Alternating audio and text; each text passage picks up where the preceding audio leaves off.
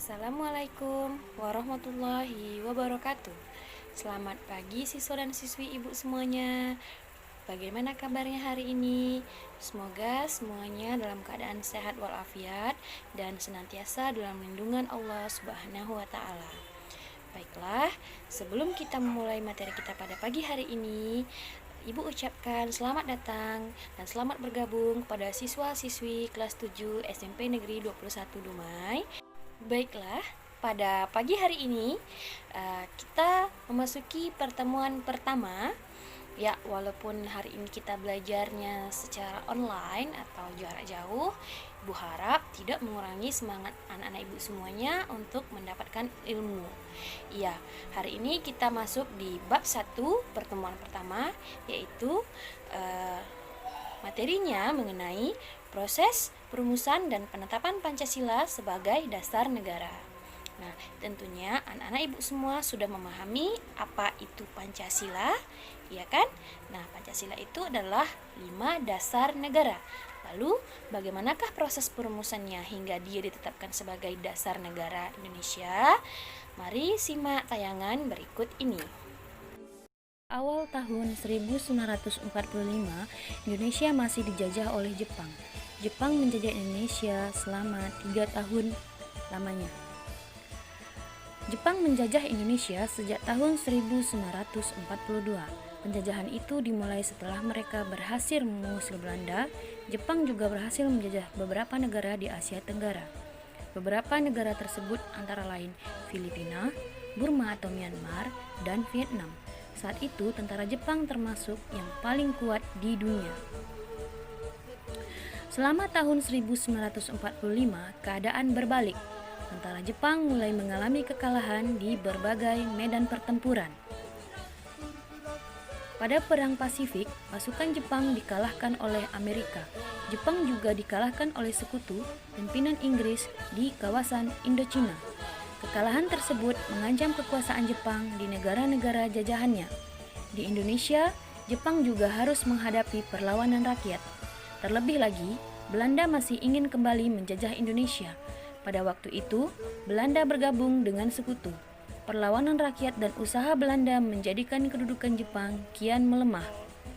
Akhirnya, Jepang terpaksa menjanjikan kemerdekaan kepada rakyat Indonesia.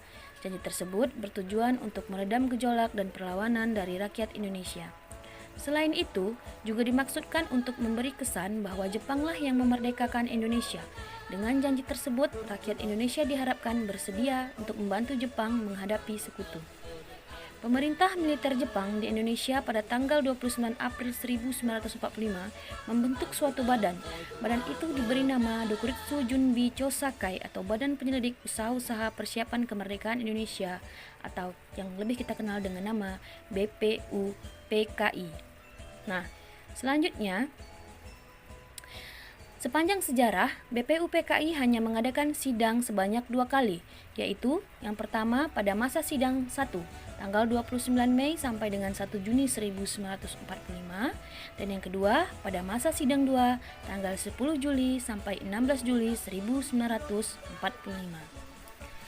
Selanjutnya, badan ini telah membentuk beberapa panitia kerja, yang diantaranya adalah panitia perumus dengan anggota 9 orang, atau panitia ini disebut juga dengan panitia 9 yang diketuai oleh Insinyur Soekarno. Dengan anggota perumusnya adalah sebagai berikut.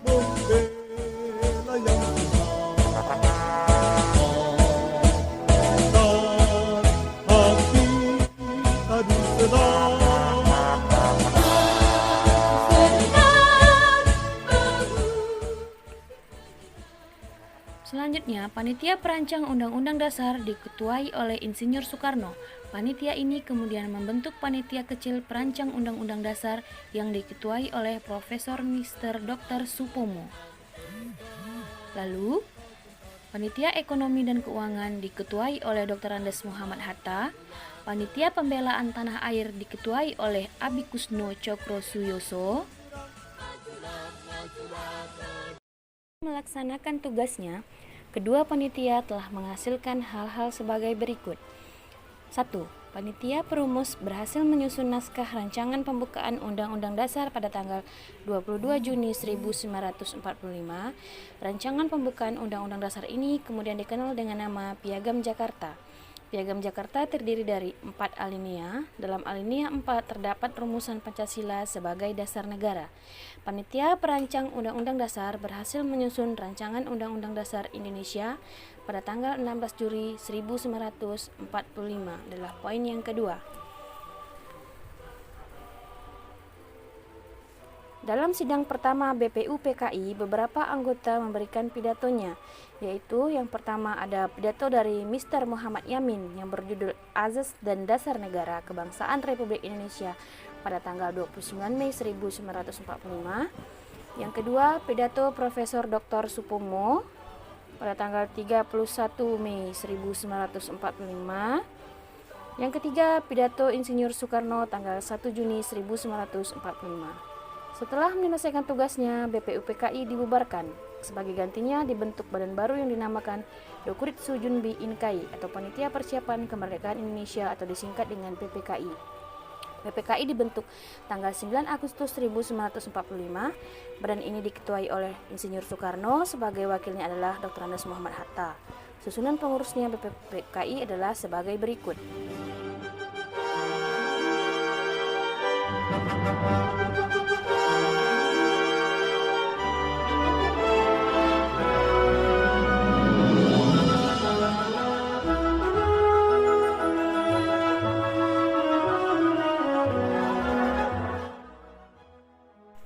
Bagaimana anak-anak ibu semuanya?